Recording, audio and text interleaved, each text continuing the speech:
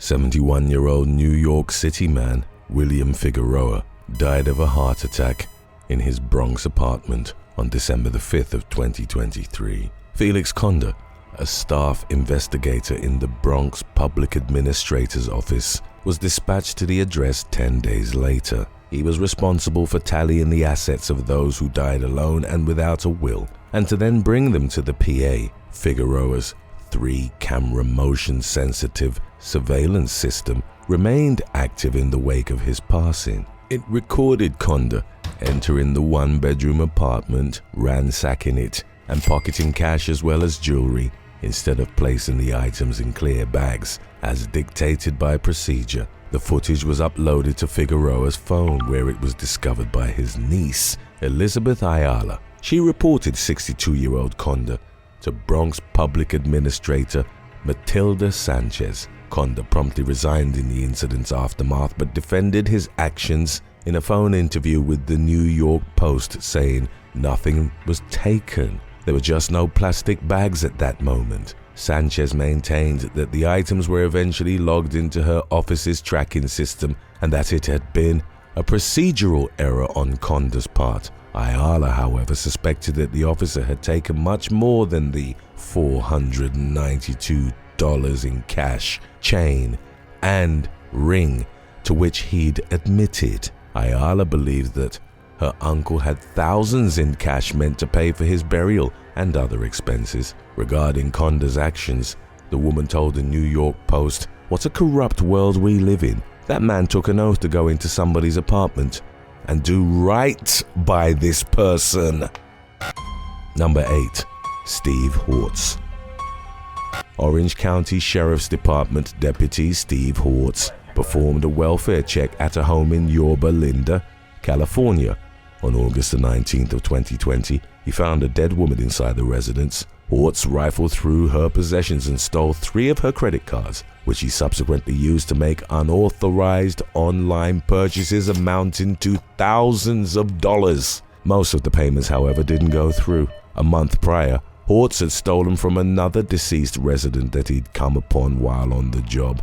On July the 20th, he and 2 other Orange County deputies conducted a welfare check at a different address in Yorba Linda. They found a man in his 70s who'd passed away from natural causes. In the weeks that followed, Hortz was captured on surveillance cameras returning to the address multiple times to burglarize it. He made off with roughly $27,000 worth of guns and other valuable items.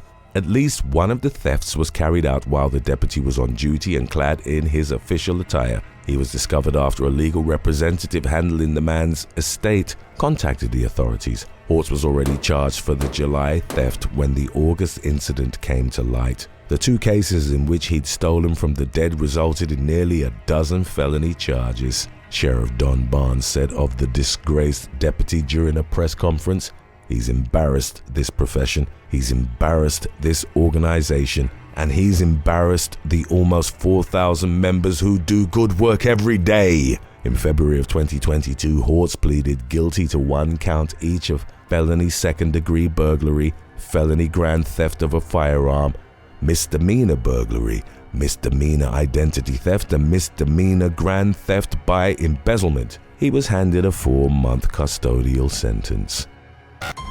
Number 7. Henry Chapman.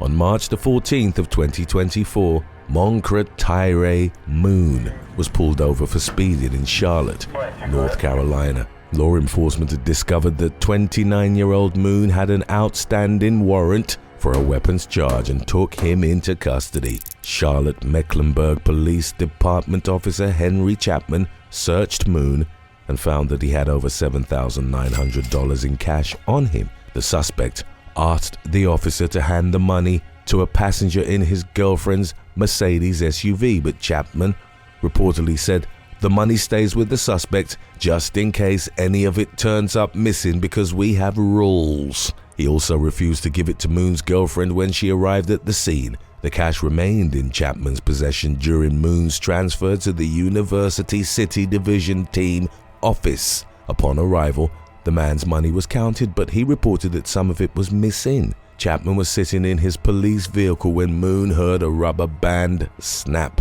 The officer was then recorded on body cam brazenly handling the money he'd stolen off the suspect while the other cops were distracted. A bewildered Moon saw the theft unfold before his very eyes and desperately said, "He's tucking my money, that's a problem," adding, "Oh my God, you're not going to check him." Chapman hid the cash between his legs before moving it into the pocket of the driver's side door. A police sergeant remained incredulous and asked Chapman to exit the vehicle. The officer emptied his pockets to show he didn't have anything on him, but Moon saw through the facade and underlined that it was further indicative of Chapman's guilt. Moon stated that while the other officer's attention was on him, Chapman had discreetly moved his money, an aspect subsequently confirmed by body cam footage. Moon concluded, "I don't know if it's in your door or where it's at."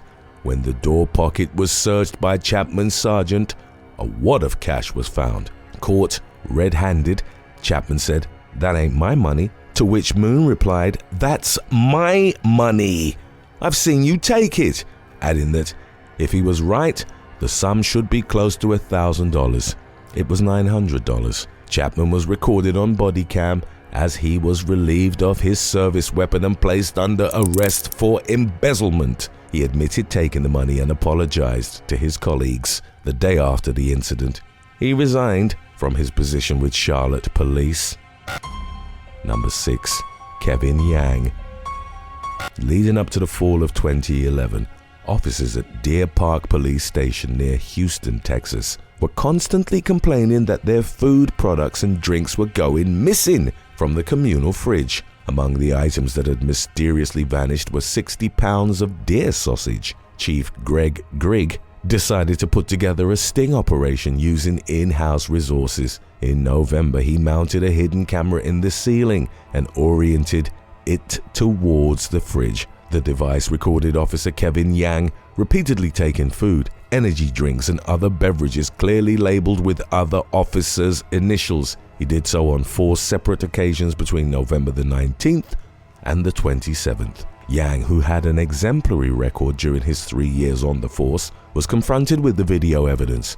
He denied the theft and claimed that he was just clearing out the fridge of unwanted products. The footage was publicly released and picked up by multiple media outlets. Yang was given a 30-day unpaid suspension and charged with theft.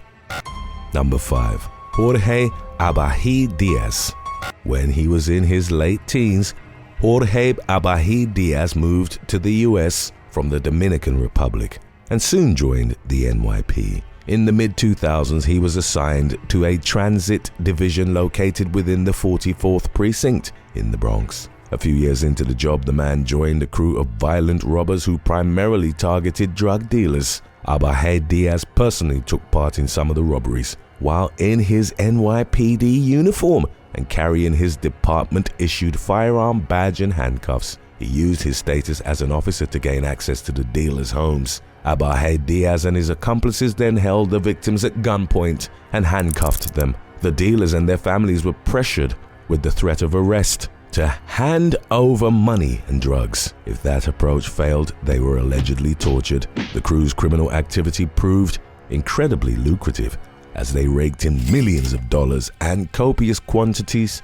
of drugs, including over 750 kilograms of cocaine. The operation eventually broke down due to a combination of factors. In August of 2008, Abah Diaz and his accomplices were caught on CCTV, targeting a home on 183rd Street in Upper Manhattan. They suspected that it was a dealer's stash house holding narcotics and over $25,000 in cash. The robbers were about to bring down the door with a hydraulic pump when the victim showed up, and they forced him at gunpoint to open the door. The home was ransacked, but no drugs or cash was found. By that point, other crew members who'd taken part in raids with Abah Diaz had started talking to the authorities and positively identified him. The footage from the failed robbery, coupled with their reports, cemented the case against the corrupt officer, who was arrested in October of 2008. Speaking to the media about Abah Diaz's double life, Police Commissioner Raymond Kelly said, "This is a despicable action. It is the highest form of betrayal. Abah Diaz ultimately pleaded guilty to robbery conspiracy and drug trafficking conspiracy charges and was sentenced to 20 years in prison. Number 4. Curtis Harris, LaQuenda Banks, and Derek Holman. In January of 2021, a landlord in Tyler, Texas, called the police to assist in evicting a tenant from her property. Constable Curtis Harris and his 2 deputies, LaQuenda Banks and Derek Holman, arrived at the home. The officers took advantage of being alone inside the property and proceeded to clear it of valuables. They mistakenly believed that all their body cams weren't operating at the time. "I cut it off," Banks told Harris, but the reassuring statement was followed by the sound of her body camera accidentally being turned on. Banks recorded the bathroom mirror and the reflection clearly showed her stuffing items in the pockets of her uniform. "Oh, Ray-Bans," the woman whispered as she took the designer sunglasses from their case and palmed them. While Holman was talking to the landlord, Banks and Harris went upstairs. The constable handed the former a watch display case, urging her to take it, and she pocketed 4 watches. As they continued ransacking the home, the officers opened purses and wallets, removing cash from them. The landlord at one point demanded to know what was going on, but Banks urged her not to come in. To buy themselves more time, she and Harris told her that they'd found cocaine, marijuana, and paraphernalia. The officers left the home with over $10,000 worth of items that included cash, 2 iPhones, 2 MacBooks, AirPods, Chanel perfume, .22 caliber ammunition, antique coins, and military medals. A week later, the individual leasing the property filed a theft report with Tyler police, leading to the discovery of the body cam footage. Harris, Banks, and Holman were all charged with property theft, abuse of official capacity, and official oppression. During the legal proceedings that followed, Banks became the prosecution's star witness and testified that Harris had forced her to pilfer the items and that she complied because she feared losing her job. The woman claimed that she didn't enter any plea negotiation in exchange for her testimony and that she testified because it was the right thing to do. She pleaded guilty to official oppression and was given 18 months probation. Harris was convicted of theft in 2022 and sentenced to 5 years probation, in addition to being ordered to pay a $10,000 fine. Holman was found not guilty in August of 2023. Number 3. Warith Muhammad. On April the 16th of 2024, Charlotte Mecklenburg Police Department Lieutenant Warith Muhammad was arrested alongside his wife Debbie for a financial card fraud scheme. In April of the previous year, 48-year-old Debbie was fired from the Re-Salon and Spa Inc. T in Charlotte. The day after her termination, she used the company card to make a donation to the Masjid Ash-Shahid Mosque, which she and her husband attended. Warith controlled the donation account and he subsequently transferred the money to his own account before writing Debbie a $1,550 check. The owner of the spa contacted the police and detectives obtained warrants to look into Warith's communications. They found messages from him to his wife, instructing her to say that she was the authorized user of the company credit card. The investigation lasted nearly a year before the couple were taken into custody and charged. Today's topic was requested by Michelle Gonzalez 9837 and Dan Holm 4952. If you have any other topics you'd like to learn about, subscribe and let us know in the comments section below. Number 2. Robin Connor. In February of 2024, a Mississippi cop was arrested for shoplifting while on duty and in uniform. 33-year-old Robin Connor pulled up in her patrol car to a Dick's sporting goods outlet in Columbus, where she tried to steal a pair of $140 tennis shoes. She was caught by an employee who called 911. Upon learning that the suspect was a uniformed officer, dispatchers alerted Connor's superiors. Police Chief Joseph Daughtry, his assistant chief, and the thieving cops captain responded to the call. As reported by WTVA, Connor was arrested by her colleagues and brought to the Lowndes County Adult Detention Center in her own patrol car. Daughtry told the media, "It's embarrassing for the department, but we're going to treat her like we would anybody else." Connor was charged with misdemeanor shoplifting, and released on an $862 surety bond. She'd been working for Columbus police for 2 years and often posed selfies in uniform, but was promptly terminated in the theft's wake. These corrupt cops got what they deserved, but you definitely wouldn't want to face them on their off-duty days. Right after number 1, we've got When Off-Duty Officers Go Wrong, in case you haven't seen it yet. Number 1. Christopher Martin. Following a 3-month investigation leading into the fall of 2021, Connecticut authorities moved to arrest 2 brothers who were running a large-scale drug operation in Waterbury. On November the 11th, Christopher Martin, a 21-year veteran of the Bridgeport Police Department, was part of the task force conducting the raid. The police seized cash and nearly 4 pounds of cocaine during the operation. As a vehicle belonging to one of the suspects was being processed, an inspector from the state's attorney's office noticed that a sum of $500, which had previously been documented, was missing. A search for the money was launched, whereupon a second inspector saw Martin move a quantity of cash from his sock to his pants pocket. He was searched and found to be in possession of $500 in cash. He was arrested on the spot by his law enforcement colleagues and subsequently submitted his resignation. Martin admitted second-degree larceny, and in 2023 he was handed a suspended 2-year term followed by 3 years of conditional discharge. Number 8. Matthew Ward. An off-duty Tennessee police officer was involved in a road rage incident on June 13th of 2021. The episode began on Interstate 24 in Rutherford County when 31-year-old Matthew Ward allegedly witnessed another motorist speeding. Despite being off-duty at the time, Ward pursued the vehicle and produced his deterred police badge, motioning for the driver to slow down. According to Patrol Captain William Travis of the Rutherford County Sheriff's Office, the two exchanged words, and Ward then followed the man onto Medical Center Parkway at Silo Hill Lane, reaching speeds of up to 120 miles per hour in the process. After exiting the interstate, the two men got out of their vehicles. In the ensuing confrontation, Ward reportedly pulled out his police-issued handgun and pointed it at the other motorist, identified as Ilya Kovalchuk. The off-duty officer was heard telling Kovalchuk that he's on duty 24/7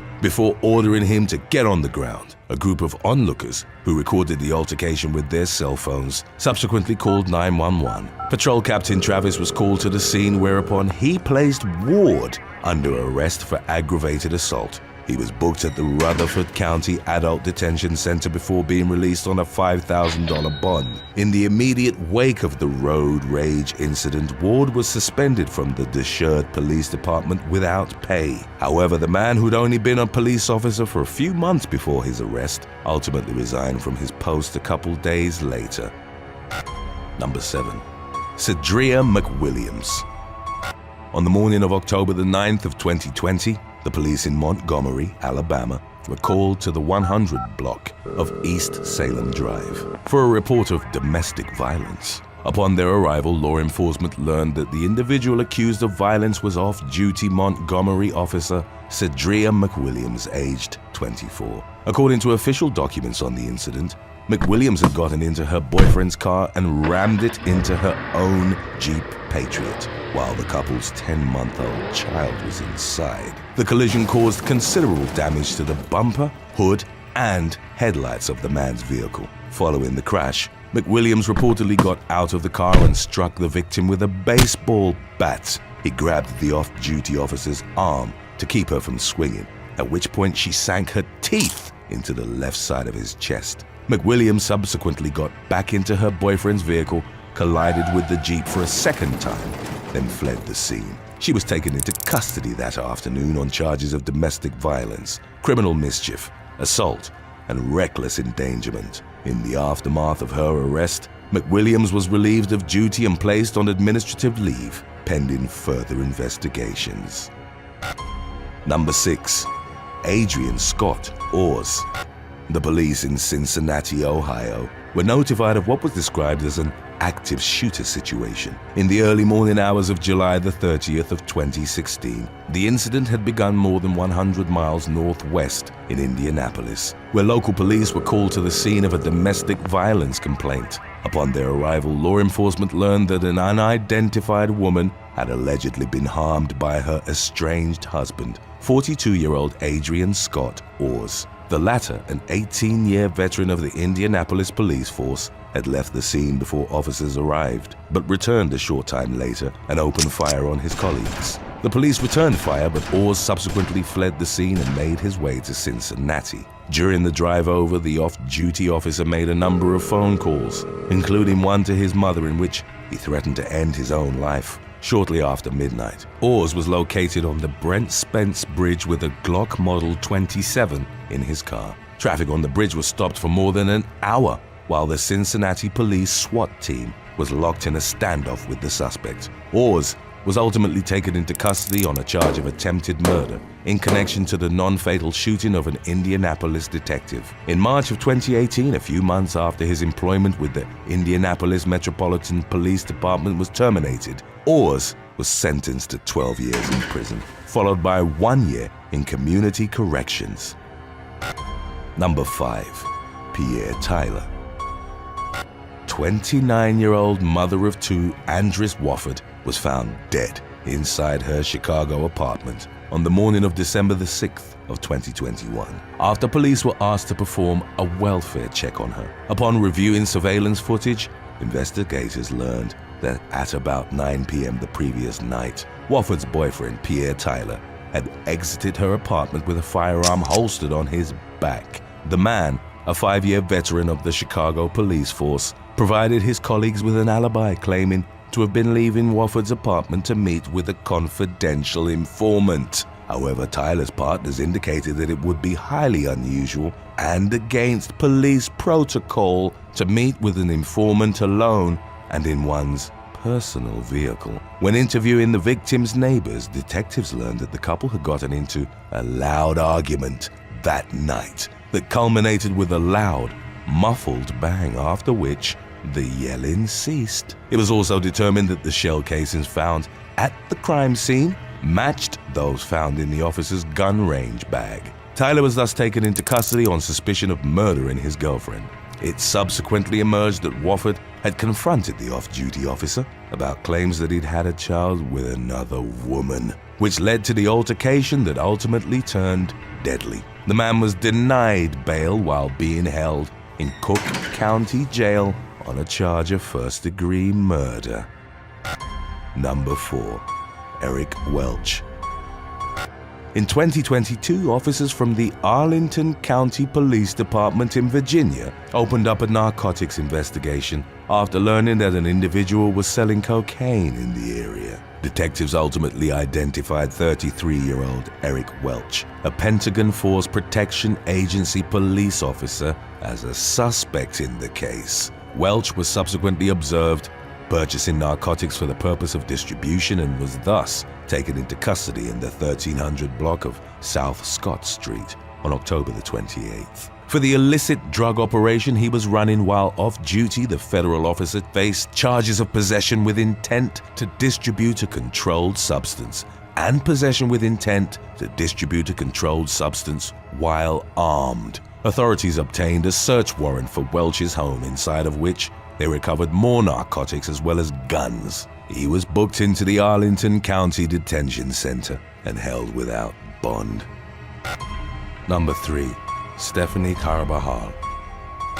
In the late evening hours of October the 29th of 2019, Central Dispatch operators received a call about a blue pickup truck blocking an intersection in Las Cruces, New Mexico. The driver of the vehicle, a young female, was reportedly asleep at the wheel. The woman eventually woke up, at which point she got onto the eastbound lanes of Highway 70 and began driving erratically while traveling at about 10 miles per hour in the right-hand lane. New Mexico State Police Officer Gustavo Avina was called to assist Las Cruces Police Officer Kevin Martinez with the ensuing traffic stop, which was conducted after the female motorist fell asleep once again near the highway's Mesa Grande exit.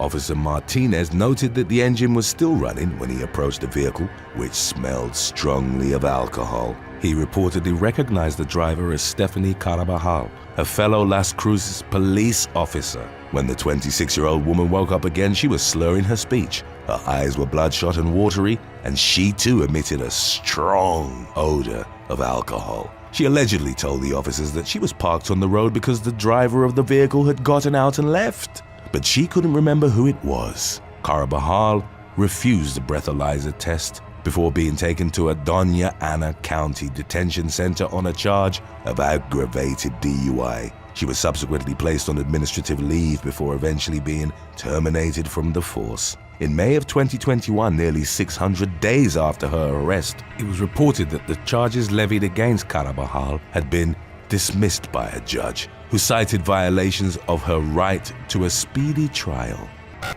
Number 2. Michael Velaro. An off-duty police officer was charged with aggravated battery and official misconduct following an incident that occurred outside a Starbucks in the Chicago suburb of Park Ridge on July the 1st of 2022. Subsequent reports on the matter revealed that a 14-year-old boy by the name of Josh Neves had been attempting to move a bicycle left on the sidewalk out of his path when he and his friends were approached by Chicago policeman Michael Velaro, who wasn't on duty at the time. As captured on cell phone video by nearby witnesses, 49-year-old Velaro grabbed Neves and threw him to the ground before digging his knee into the young teen's back to keep him restrained. As Neves' friends looked on in horror, the officer told them that the boy had been trying to steal his son's bike. The teens denied the accusation, indicating that he'd simply been moving it out of his way. 4 Park Ridge officers were dispatched to the scene after receiving reports of a fight in progress, but no arrests were made. When video footage of the incident surfaced on social media, the Chicago Police Department opened up an internal investigation into the off-duty officer's actions. Velaro turned himself in after criminal charges were filed against him. As of the case's latest developments, the man had been relieved of his police powers. He entered a not guilty plea to his charges, while Neves' family publicly announced their intentions to file a lawsuit. Number 1. David Hall Dixon. At about 5 a.m. on April the 7th of 2021, the police in Tacoma Park, Maryland, were dispatched to the scene of a reported shooting at Tacoma Overlook condominiums on New Hampshire Avenue. Responding officers encountered a man by the name of David Hall Dixon, an off-duty Pentagon Force Protection Agency officer who claimed to have witnessed an attempted carjacking. Dixon indicated that he'd engaged the suspects, 2 of whom were subsequently taken to Prince George's Hospital Center with gunshot wounds. 32-year-old Dominique Williams and 38-year-old James Lionel Johnson later succumbed to the injuries inflicted by the off-duty officer. 36-year-old Michael Thomas, the driver of the vehicle that Dixon claimed was being stolen, survived the shooting but wasn't ultimately charged with any crime. Surveillance video recovered from the scene showed Dixon firing multiple rounds into the car as it was driving away. He faced several charges, including 2 counts of second-degree murder, 2 counts of use of a handgun, and reckless endangerment. Dixon was placed on administrative leave pending an internal investigation into the matter. Following a COVID-19 related delay, his criminal trial was scheduled to begin in February of 2023. Thanks for watching. Would you rather work as an undercover cop and infiltrate a drug ring, or work as a spy abroad and steal secrets for your country? Let us know in the comments section below.